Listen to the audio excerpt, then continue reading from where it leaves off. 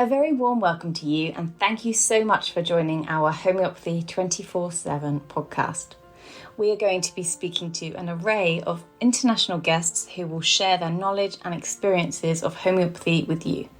We will discuss all types of subjects such as remedies, symptoms, and stories of health. No matter where you are with your homeopathic journey, we aim to inspire you on your quest to natural health and living.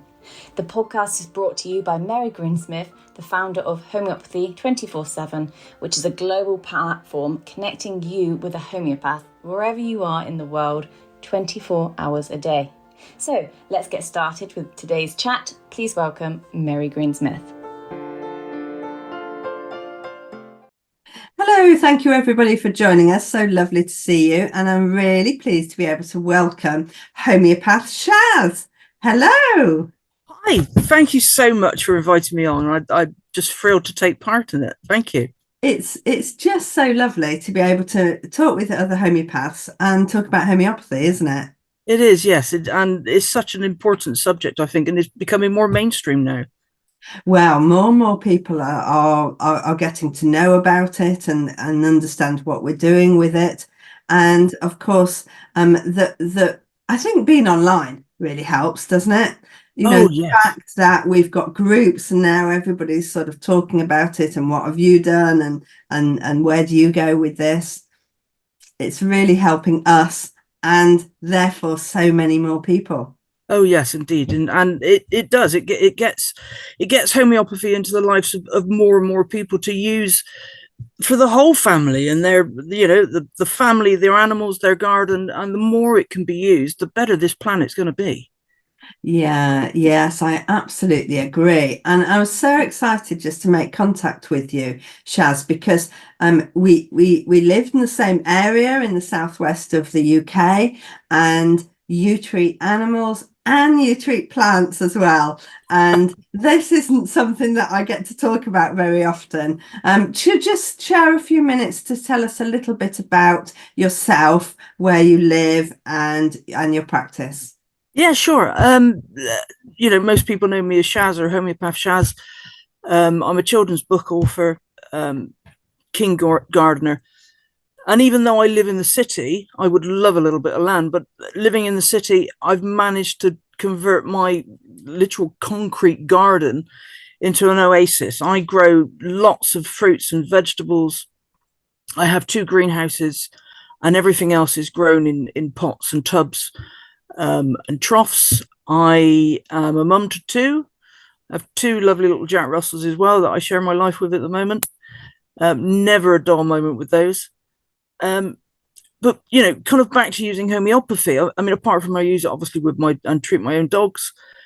I don't see the recurrent illnesses that you so often see with the itchy skin issues or the skeletal issues that you do. Never had these problems since I've been using homeopathy. And in fact, it gave my old St. Bernard several more years of life once I started using homeopathy on him, and he was kind of written off by conventional medicine. Used homeopathy for years with the plants in the gardens, I say, so it allows me to know that when I go into my greenhouse or into my garden and I pick that tomato or cherry off the tree, there's no other chemical going in my mouth apart from that fruit, and it's wonderful. And the taste is you cannot compare it to what you would buy in a supermarket. No, absolutely. The fact that it's fresh is only one part of it, isn't it? The fact that it hasn't had everything else on there is just huge. So tell us a little bit more about why you'd use homeopathy on your plants. Where do you start? Well, I kind of start February, March time is very important for most people who grow their own fruits and vegetables. That's when you're starting the seeds off. And unfortunately, with the weather we get in the UK, most seeds have to be started off inside. So I have racks and racks of seed trays that take over my dining room kind of February time. No one's allowed to use the dining table from kind of February through to the seeds have just gone out. All of the seeds are now just gone out into the greenhouse. So the dining table's out of bounds. And I will start the seeds off in a solution with Silica and Thuja. So the silica obviously helps the seed kind of sprout out through its shell sometimes. And the Thuja is there basically for any disease that may be apparent in the soil. I can't screen the soil that I buy. I try to buy good compost, and most of my soil is recycled in my own garden. So I add the extra nutrients to it every year. So I know there's not chemicals going in this soil at all. After a year or so, there's nothing at all that can be left from stuff I've purchased.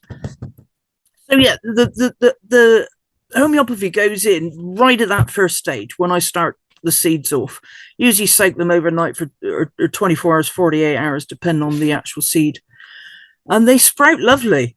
And then I can start planting them into the cells. Perfect. So you're using, do you use special homeopathy? Sorry. Do you use special homeopathy? Do you use a different homeopathy than you do? No, not at all. I'm a lover of my little homeopathic kits. I've got several from, all the well-known ones, Ainsworth's, Helios, a few other ones. And no, I just take one out of there, the same as I would use for myself or use for the kids or my dogs. Exactly the same remedies. Perfect. And then you'd put it into water and water them in? Yes. So generally, I make up bottles of homeopathic remedies. So it's easier. So, a kind of 500 ml bottle of water. I'll put 1 or 2 pills in there. Yeah.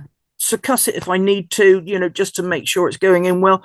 And when I start the seeds off on paper towels, I'll soak the paper towel in this solution and put the seeds on top, and they come through lovely. Some of the bigger seeds, some of the pumpkin, squash, cucumber type seeds, I actually soak in a solution of water and not with the paper towel, as it needs that little bit more to get through the harder outer case. Okay, this is really interesting. So you don't just put them straight in the soil and germinate from there. You're actually doing everything in a... I do everything. So I have just, flat pieces of wood out. Yeah. Which I'll put moist kitchen roll on, or I've got some thicker kind of blue roll that they use in mechanic shops quite a lot. Yeah. And I'll place the seeds on there and soak the actual kitchen roll or towel. The other seeds, as I say, the thicker type seeds, they will actually be placed in a little container filled with that solution, just enough to cover them, which helps them break free of their little protective shells. Just brilliant. That blue roll, we call it elephant roll. I'm not even sure. Everywhere I walk around the house, there's usually one there somewhere. And I often think, who's even brought that in and why did they bring it in? Yes, exactly. Brilliant. So but I was just amazed at the scale, the different things that you are growing in tubs in a city using this method. So you've got grapes, sweet corn, celery.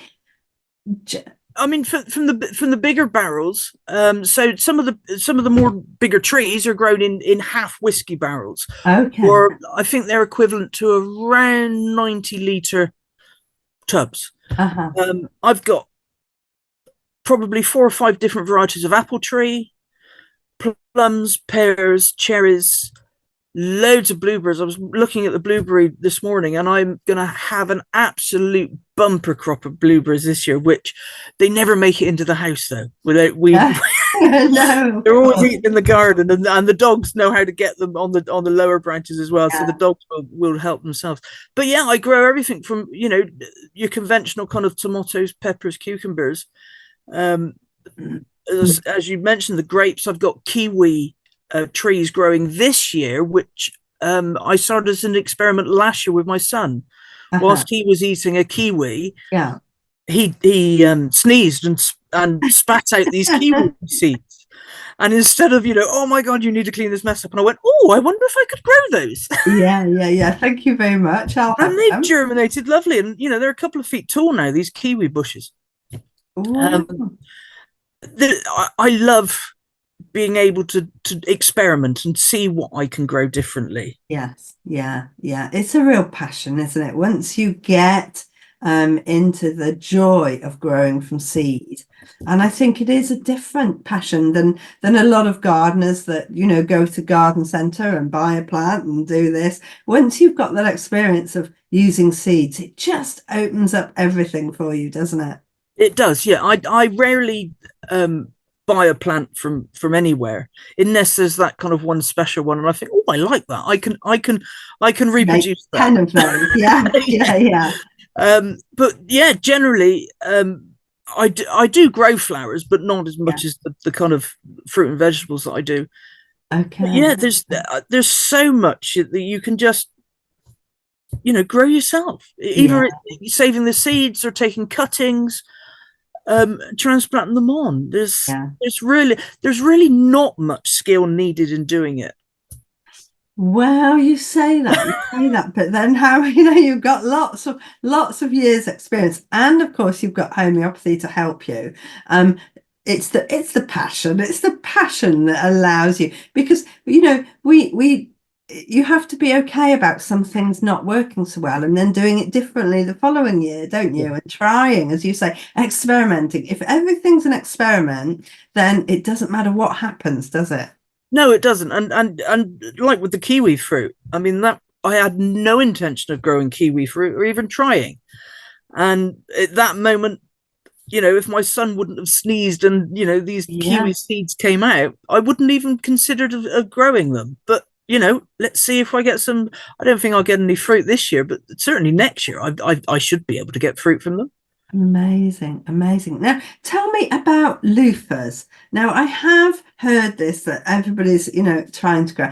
What is a loofah tree? Is it a tree? Is it a plant? It's more of a vine. So a loofah is a type of squash gourd type plant.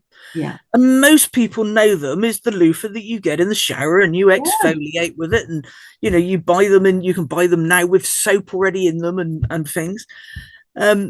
And then a few years ago, I realized that these were not something that were produced in a factory. They're actual plants. And I was amazed by them. And then, you know, kind of forgot with other things happening. And then came across an advert for some seeds last year on one of the websites that I do use for seeds. I thought, oh my God, I must try to grow loofah. How cool would that be, that I can grow my own sponges and exfoliating items? Problem is with loofah, it's a long germination process, and then it's even longer growing season, especially in the UK.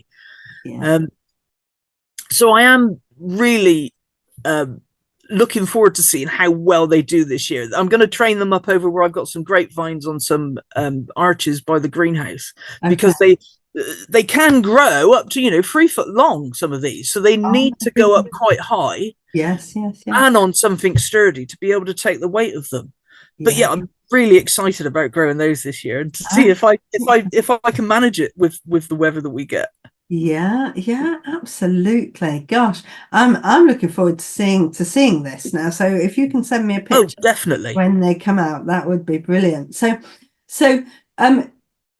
as far as homeopathy is concerned, you've explained about germination and getting them going and things, and obviously we know that we can use silica and things to keep plants healthy. But what about pests? Can we do anything to help our plants, you know, slugs and snails and whatever else happens? Oh, definitely. And this I feel is where homeopathy, or agro homeopathy as people term it, absolutely comes into its own for deterring pests and treating pests without using the chemicals, which is sometimes the only option. I mean, some of these chemicals, apart from poisoning the plant and poisoning you around it in the air that you're breathing, it will stay in the soil for years. But of course, by using homeopathy, we don't get that problem. I will quite happily put a homeopathic remedy into my greenhouse on say some lettuce leaves to deter whitefly. Take the lettuce leaf in, give it a quick swill off, and put it in a sandwich and have it for lunch. We know that it's safe. You're not going to be able to do that with a chemical. No. There are many things in homeopathy that I use in the garden, and the main problems I get get a lot of aphids. Okay. And there's a wonderful remedy called coccinella, which is made from the ladybird, which of course is its natural predator in real life. Yes. And it seems to be by spraying. Again, I put a pill in a bottle of water, succuss it, put it into a spray bottle, spray these aphids, and it's almost they go, "Oh my God, there's a ladybird coming," and they just disappear. So I'm not killing. No. I'm not damaging anything at all in the actual ecosystem, but they're like, "Oh no, we're going to go away." Whether they go to my neighbor's garden, I'm not sure, but they don't. And of course, as you mentioned earlier, there's Thuja, and probably the one that most people know, which is Helix toster or Helix toster, which is made from the shell of the snails. Snails, yeah. And I did make a few mistakes when I first started using this several years ago, and I just poured it over the top of some really lovely double head begonias, and the sun came out and killed everything. Yeah. So I now know, certainly with the Helix toster, I have more success if I water around the base of flowers into the soil. Yeah. And I think it's that area that the snail will then go on to first and go, "Oh no, I can't go there. We want to keep away from here." Yeah. But yeah, they're amazing. As I say, you just eat whatever it is, and you're not going to be poisoning yourself. No. And the fact is, that it means that we can be helping educate other organic producers as well, Yes. into the fact that, you don't have to be so, who thinks that you have nothing to help you with these pests. And obviously for a lot of people, they think, well, 10% for the pests and the rest for me. But you only have a small amount. Well, it might not be small. How big is your concrete area that's full of loofahs and blueberries? I have one greenhouse is 14 foot by about 12 foot, and the others are 6 by 6. And there's, I don't know, I could probably put another couple of greenhouses in there. It's not a huge area, but it's certainly enough that I rarely buy tomatoes because we eat them as soon as they're fresh, and then at the end of the year I dehydrate them. I put them into olive oils and balsamic vinegars, and we eat those and use the sauces that I make from those until I grow the next lot the following year. Amazing. So you really have got a real good production going. Oh God, yes. Yeah. Perfect. And so do you use your remedies on other plants, on house plants or plants that are established? I do use them on established plants, especially I find the pest control ones. Okay.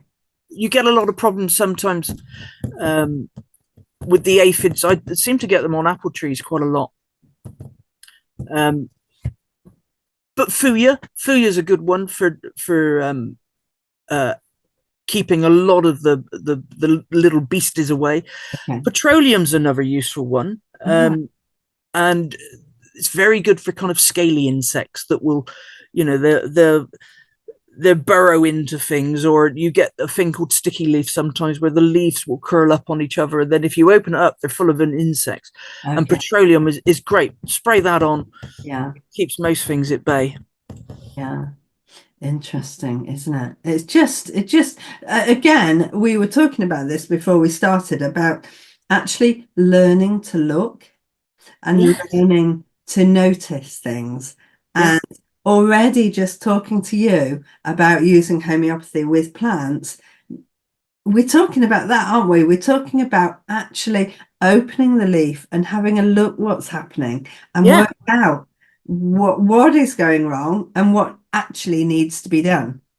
I look at how I treat my plants the same way as I will with anybody, a client, a dog, whoever. And of course, with people, they come to us and they say, I have this wrong with me or that wrong with me. We don't just go, okay, here's a pill. Yeah. Off you trot. We always look at what's going on. Yeah. And with a tree, you know, it could be that leaf curl, it could be you get black spot on roses type thing. It could be a wound where, you know, the trees have broken, the wind has broken a branch on a tree. You look at the pest that may be there. Then you look at the soil and you look at everything around it. You know, is the soil healthy? Yeah. Growing in containers is quite difficult because I need to make sure those nourishments are put back into the soil all the time. Yeah. You look at the roots, you know, are they root bound? Or are they breaking through the bottom of a tub? Have they been damaged? And also, and so many people and humans with their problems and gardeners, it's the change in the weather as well. You look at the events leading up to what could be that problem. Did we have a particularly dry spell? Could the plants, they may look quite moist on the top, but they're very dry underneath. Or the other way around, waterlogging. We've had non-stop rain for a long time in the West Country. So you take all of these things into consideration. You know, is this a plant that likes living in shade? Is it a plant that likes living in the heat? The same way as we say to people, you know, you're a hot person or you're a cold person. Yeah. You need to take all these things into consideration as a whole, and you go, okay, fine, you know, this tree or this grapevine needs a little bit of sulfur. And I'll put a little bit of sulfur into the soil. Exactly the same way as you will with a human client. I just take the case of a tree, but the tree can't tell me what's happening. Yeah, yeah. So it's all about what you notice and what's different. Yes. Yeah, yeah. 100%. Yeah. And so let's just have a little look at a few other remedies that might be useful, because I know that you use Calc Carb for your plants. Yeah, I use Carb a lot. I use that quite often with tomato plants, and the ones that are slow growing, or you know, slightly poor condition. You know, I might have a tray of 18 plants, and there's just a couple that you're like, oh, what's wrong with you? Why aren't you doing as well as these type thing? And they can be more prone to pests and diseases because, you know, as us, their vital force is not up to scratch with the rest of the tray of plants that have taken on. Get it a lot with fruit trees and vegetables. Phosphorus is another great one that I use quite a lot. Wonderful for tomatoes. And I mean, if you think of the kind of phosphorus picture, and then tomatoes, peppers, they all benefit from that remedy. We've mentioned silica as well. Very good for those wheat plants that are more prone for disease. Cucumbers and melons, I find, especially in this country, the melons are like, oh God, no, we can't grow in the UK. I'm just going to wilt and die at every single little, you know, you open the greenhouse door too quickly. A draft came in. Yes. Straight away. So a draft came in, I opened the door, I'll give it some aconite. If I notice the next day it started to wilt a little bit, I'll give it a little bit of aconite. Loads of things. Powdery mildew is really, really common, and I do every year so far. I've never managed to get rid of it completely, but I can cure it once it's on the plant in the season, and it happens a lot with courgettes and cucumbers. And I find that with that, a little bit of sulfur clears it away. Does it? Yeah. I am so excited, Shaz, because as you know, I've been living on a boat for the last 7 years, so haven't had much gardening to do, and we have just moved, just creating a good veg patch and getting the flowers going and everything else, and this is. I am just so excited about having the opportunity to try this. And it's the perfect time to try this, especially if you've got a little bit more land to do that nice veg patch. My mother came down this morning and she went home with runner beans and green beans and butternut squash and tomatoes, and to go and plant it at her house. And I seem to end up just with this abundance of vegetables and fruit this time of year.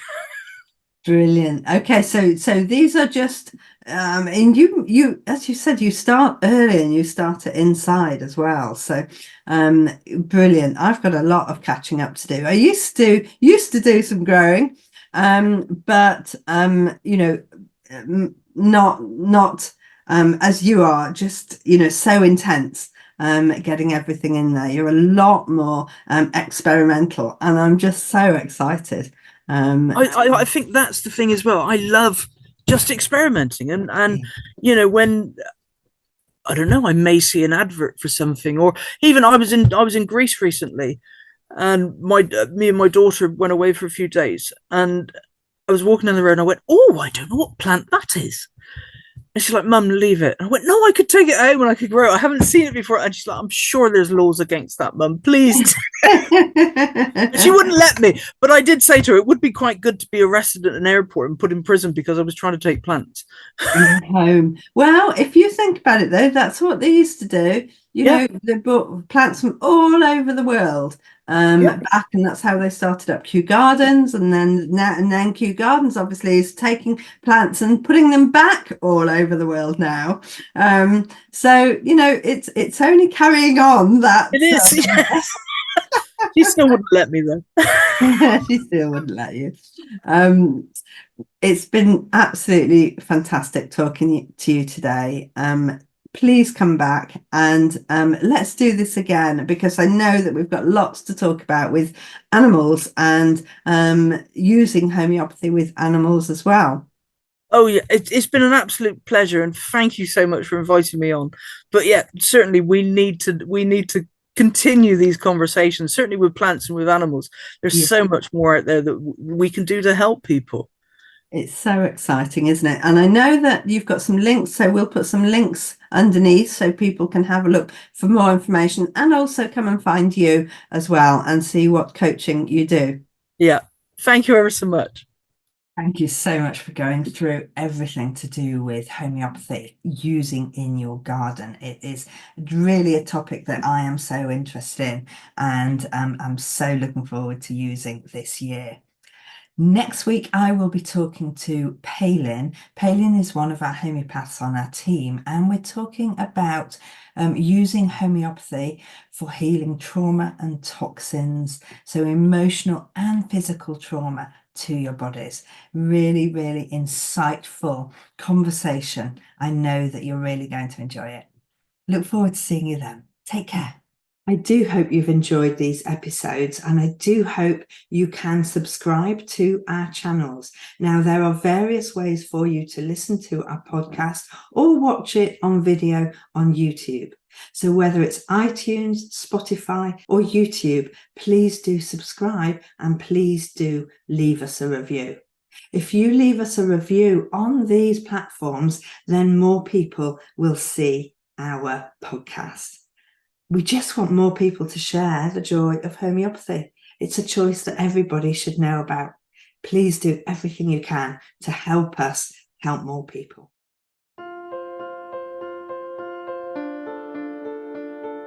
We hope you enjoyed today's episode and look forward to listening to our next one.